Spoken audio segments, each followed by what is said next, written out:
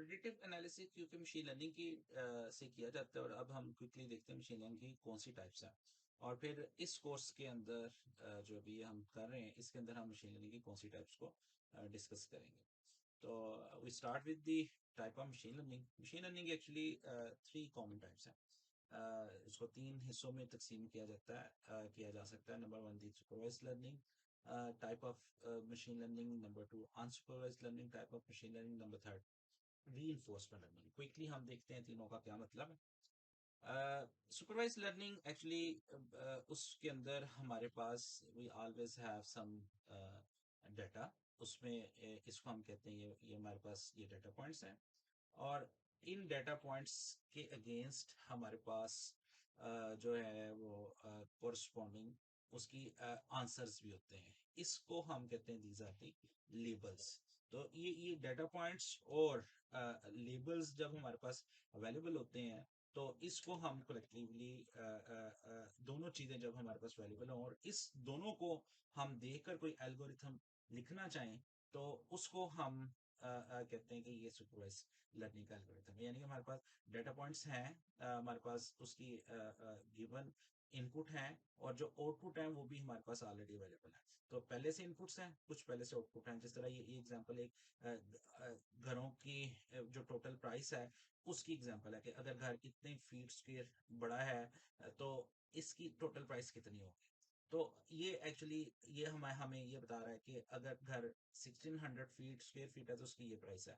तो अब हमने कैसा एल्गोरिथम लिखना है, जोन सा हम कोई भी उसको लिविंग एरिया दें, उसको हम 1700 देते हैं तो हमें बता दें उसकी लिविंग प्राइस जो उसका प्राइस होगी घर की बाइंग प्राइस वो क्या होगी। तो ये जो प्रॉब्लम है actually this problem is called the supervise learning. और इसको सुपरवाइज क्यों कहा जाता है? सुपरवाइज इसलिए कहा जाता है क्योंकि ऑलरेडी हमें कुछ डाटा का यानी कि कुछ पास्ट डाटा का हिस्टोरिकल डाटा का जो है वो आंसर्स मालूम है, इसलिए उसको सुपरवाइज लर्निंग कहा जाता है। और सुपरवाइज लर्निंग की भी आगे दो टाइप्स होती हैं। एक ये जो अभी हम देख रहे हैं, इस टाइप को we call the regression problem. Regression का मतलब ये होता है कि जब हम हमारे पास कोई इनपुट कुछ भी हो, मे बी नंबर्स हो, लेकिन आउटपुट हमने हमेशा कॉन्टिन्यूस नंबर्स प्रेडिक्ट करनी हो, क्योंकि ये पॉसिबल है कि ये वैल्यू जो 1700 स्क्वायर फुट की वैल्यू है वो 335 आ जाए, मे बी 340 आ जाए। तो ये कोई भी नंबर हो सकता है। तो ये कॉन्टिन्यूसली जीरो से लेकर मे बी 600,000 तक कोई भी नंबर हो सकता है। तो ये जो है ये दरमियान में जितनी भी वैल्यूज है कोई भी वैल्यू आ सकती है। तो ये कॉन्टिन्यूस एग्जांपल कहलाती है। तो ऐसी प्रॉब्लम को हम रिग्रेशन प्रॉब्लम कहते हैं। तो रिग्रेशन बहुत ज्यादा एक्चुअली कोर्स का ज्यादा फोकस यही है कि हम रिग्रेशन प्रॉब्लम्स को किस तरह सॉल्व करते हैं। तो क्योंकि हमारा सब जो प्रॉब्लम है इस प्रोजेक्ट के अंदर वो ज्यादा रिग्रेशन से रिलेटेड है, लेकिन इसकी एक और भी टाइप है जो हम इस कोर्स में देखेंगे, वो मैं आगे आपको बताऊंगा। इसको अगर हम डिफाइन करें तो ML algorithm that predict A number from historical data. Historical data already हमें पता है। This type of supervised learning problem is called the regression problem. Historical data में हमारे पास ऑलरेडी कुछ वैल्यूज का आंसर्स मौजूद होंगे, जिनको देखकर हमारा एल्गोरिथम सीखेगा कि ये वाला वैल्यू या इस तरह की कोई वैल्यू इसके करीब करीब कोई वैल्यू आएगी, तो फिर मैं उसका क्या आंसर करूंगा, वो हमारा एल्गोरिथम उससे सीखेगा। तो उसको हम कहेंगे ये सुपरवाइज लर्निंग है।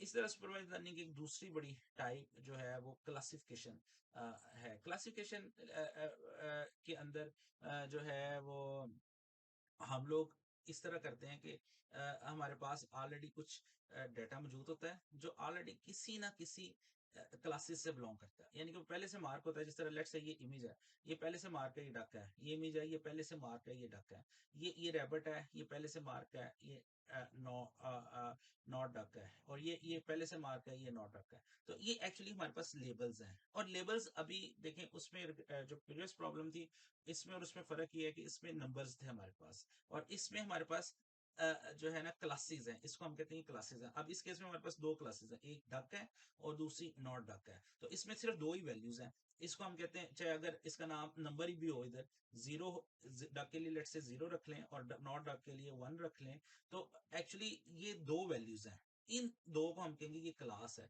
इन दोनों में से किसी एक का हमने बताना होगा कि ये इस क्लास से बिलोंग करता है या नहीं करता। तो ये एक्चुअली जब हमारे पास कोई डिस्क्रीट वैल्यूज हो, डिस्क्रीट का मतलब होता है कि कोई कोई सिर्फ और सिर्फ प्री डिफाइंड हमारे पास वैल्यूज हैं, जो जिसमें से कुछ हो सकता है, जिस तरह 0 और 1 में से हो सकता है, ए और बी में से हो सकता है, डक या नॉट डक में से हो सकता है। ये डिस्क्रीट वैल्यूज है। लेकिन अगर हम कहें कि हमारे पास डाटा 0 1 में के अंदर 0.1 भी हो सकता है, 0.2 भी हो सकता है, 0.25 भी हो सकता है, 0.35 भी हो सकता है, तो इसको हम कॉन्टिन्यूस डाटा कहते हैं। तो regression problem actually continuous type of output को हैंडल करती है, और क्लासिफिकेशन प्रॉब्लम एक्चुअली जो है वो आइडेंटिफाई करती है कि ये किस क्लास से या किस लेवल से बिलोंग करता है। तो अब हम क्या करेंगे लेकिन इस दोनों में कॉमन चीज क्या है? कॉमन ये है कि हमारे पास ऑलरेडी जो है वो डाटा होगा, कि हमारे पास कुछ ऐसा डाटा होगा जो ऑलरेडी किसी क्लास से बिलोंग कर रहा होगा, वो हमारे पास लेबल्स ऑलरेडी होंगे। उसको हम उस डाटे से फिर हम सीखेंगे, हमारा एल्गोरिथम सीखेगा और फिर एक ऐसा मॉडल बनाएगा, जो जो ऐसा प्रेडिक्शन एल्गोरिथम बनाएगा जो फ्यूचर में प्रेडिक्शन कर सकता होगा। तो ये ऑलरेडी क्योंकि डाटा दोनों में कॉमन होगा, दोनों में गिवन होगा, तो उसको हम कहेंगे कहते हैं ये सुपरवाइज्ड लर्निंग है। तो सुपरवाइज्ड लर्निंग के अंदर हमारे पास जो है फ्यूचर के अंदर एक आएगी, कोई भी नया इमेज आता है, तो हमारा ये एल्गोरिथम जो हमने यहाँ पे तैयार किया था, ये बताएगा ये डक है या नहीं है, based on it's on learning from the previous data. ये अब हो सकता है कि वो ये डक ना हो, ये कुछ और हो, और ये डक बता रहा हो, तो वो उस गलत या सही एक सेपरेट चीज है। लेकिन जो लर्निंग का तरीका कार है कि इसको जो लर्निंग करेगा, ये हमेशा एक क्लास की शक्ल में से बताया जाएगा डाटा, और वो क्लास ही की शक्ल में आउटपुट देगा। तो इसको हम कहते हैं क्लासिफिकेशन प्रॉब्लम। और ये भी सुपरवाइज लर्निंग प्रॉब्लम है, जो मैंने ऑलरेडी आपको पहले बताया, दोबारा रिपीट कर देता हूँ कि सुपरवाइज लर्निंग मींस कि हमारे पास जो डाटा है उसका आंसर भी मौजूद होते हैं पहले से, और फिर हम उससे तैयारी करते हैं, और फिर उससे सीखते हैं, और फिर जो फ्यूचर के अंदर हम प्रोडिक्शन करते हैं,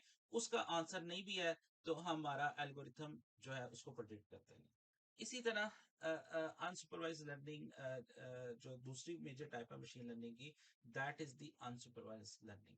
अनसुपरवाइज लर्निंग में हमारे पास पहले से कोई इन्फॉर्मेशन नहीं होती, यानी कि पहले से हिस्टोरिकल डाटा नहीं होता। हमारे एल्गोरिथम सिर्फ डाटे को देखकर ही जो है अंदाजा लगाने की कोशिश करते हैं इसकी क्या टाइप हो सकती है।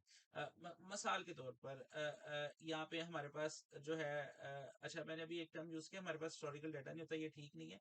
May be it is possible कि वी हैव हिस्टोरिकल डाटा, लेकिन हमारे पास लेबल्स नहीं है, एक्चुअल जो चीज है वो लेबल्स नहीं है। फॉर एग्जाम्पल यहाँ पे आपको ये बता दिया जाए, ये सारी तस्वीरें दे दी जाए, और इसमें ये ना दिया जाए, बताया जाए कि क्लासेस कौन सी हैं, तो ये अनसुपरवाइज लर्निंग की प्रॉब्लम आ जाएगी। इसी तरह आपको ये सारा डाटा दे दिया जाए, लेकिन ये ना बताया जाए प्राइसेस कौन सी हैं, ये वाले, तो इस तरह ये भी अनसुपरवाइज लर्निंग की प्रॉब्लम बन जाएगी। कुछ प्रॉब्लम अनसुपरवाइज लर्निंग की हो सकती है, कुछ नहीं हो सकती। मिसाल के तौर पर एक प्रॉब्लम ये है कि आपको बहुत सारी इमेजेस दे दिए, जिसमें डक्स भी हैं, जिसमें जो है वो नॉन डक्स भी हैं, और ये सारे इमेजेस आपको दे के कहा गया कि आप इनको ना अलग अलग कर दें, ये सारे जो एक जैसे है ना वो अलग अलग कर दें।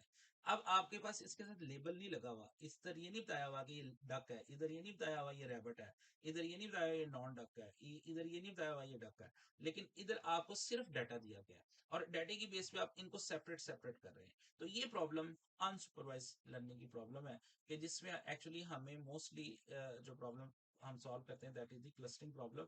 यानी कि मतलब कि जो एक जैसी चीजें हम सेपरेट कर देते हैं, जो एक जैसी से मुख्तलिफ है वो अलग अलग हो जाती हैं। और यहाँ पे जो है हम हमारे पास कोई पहले से मार्क लेबल्स नहीं होते, उनके बगैर ही हम ये आइडेंटिफाई करने की कोशिश करते हैं, तो it is called the unsupervised learning. Finally last type of learning जो आजकल बड़ी कॉमनली रोबोटिक्स में और डिफरेंट एजेंट्स के अंदर यूज होती है, that is called the reinforcement learning. Reinforcement learning ऐसी है जैसे इंसान सीखते हैं। इंसान कोई एक्शन परफॉर्म करते हैं, मिसाल के तौर पर हम अगर ये इंसान है और ये हम उसको एजेंट कह रहे हैं, तो हम कोई इन्वायरमेंट पे एक्शन परफॉर्म करेंगे, इन्वायरमेंट की वजह से हमें कोई रिवार्ड मिलेगा, तो हम फिर वो सीख जाएंगे कि एक्शन हमें फ्यूचर में करना है या नहीं करना। फॉर एग्जाम्पल अगर कोई गर्म चीज है, तो हम आग लगाते हैं तो हमारा हाथ जल जाता है, तो हमें समझ लग जाती है कि और दर्द होती है हमें, तो हम फिर नेक्स्ट टाइम उस गर्म चीज के पास नहीं जाते। जो बच्चे हैं जो सीखते हैं, उनका यही प्रोसेस होता है कि इसी तरह हम किसी बच्चे को किसी चीज से मना कर देते हैं, तो फ्यूचर के अंदर वो बच्चा वो काम नहीं करता। इसी तरह हम चाहते हैं कि बच्चा हमारा नमाज पढ़े, तो हम उसको कोई रिवार्ड देते हैं, तो वो उसको लगता है कि ये काम करने से मेरा जो है मुझे कुछ फायदा होगा, तो फिर वो काम करता है। तो एक्चुअली हमारा जो इंसानों की लर्निंग का प्रोसेस है, वो इस तरह के हम कोई एक्शन परफॉर्म करते हैं, इन्वायरमेंट उस एक्शन के नतीजे में हमें कोई रिवॉर्ड देती है या सजा देती है, उसकी बेस के ऊपर हम सीखते हैं कि हमें फ्यूचर में काम करना है कि नहीं करना। तो ये जो मॉडल है सीखने का, लर्निंग का, this is called the reinforcement learning. ये जो है ऑफ कोर्स एक पूरा कंप्लीट सेपरेट सब्जेक्ट है, इसकी हम अलग से प्लान कर रहे हैं लेक्चर रिकॉर्डिंग के ऊपर। लेकिन अभी जो है जो है हम इस प्रोजेक्ट के अंदर जो मशीन लर्निंग की टाइप देखेंगे, वो सुपरवाइज लर्निंग है, उसमें हम क्लासिफिकेशन और रिग्रेशन देखेंगे। तो यहाँ पे एक समरी के तौर पर ये आपको एक इमेज दिखाया गया है, जिसके अंदर टाइप्स ऑफ मशीन लर्निंग है। सुपरवाइज लर्निंग में दो टाइप्स हैं, one is the classification, one is regression. इन दोनों को हम आने वाली वीडियोस के अंदर लेक्चर्स में कवर करेंगे। फिर सुपरवाइज लर्निंग है, उसमें जो बहुत ज्यादा कॉमन प्रॉब्लम है वो यूज होती है क्लस्टरिंग की, जिस तरह मैंने आपको बताया कि वो एक जैसी चीजों को अलग अलग करना। इस तरह डिमेंशन रिडक्शन भी है, अभी फिलहाल जो है हमारा टॉपिक नहीं है ये वाला, इसलिए अभी हम इस पे बात नहीं कर रहे।